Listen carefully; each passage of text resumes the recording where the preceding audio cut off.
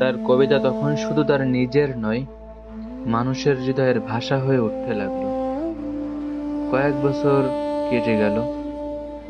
গালিবের কবিতা ধীরে ধীরে মানুষের মুখে ছড়িয়ে পড়ল, কিন্তু তার নিজের জীবন সহজ ছিল না। একদিন রাতে তিনি একা বসে ভাবছিলেন, মানুষ আমাকে চেনে, আমার কবিতা পড়ে, কিন্তু কেউ কি আমার কষ্ট বোঝে? হঠাৎ দরজায় শব্দ হলো। গালিব দরজা খুলতেই দেখলেন এক যুবক দাঁড়িয়ে আছে। যুবকের চোখে বিস্ময় আর শ্রদ্ধা। সে যুবক বলল, হুজুর, আমি আপনার কবিতার বড় ভক্ত।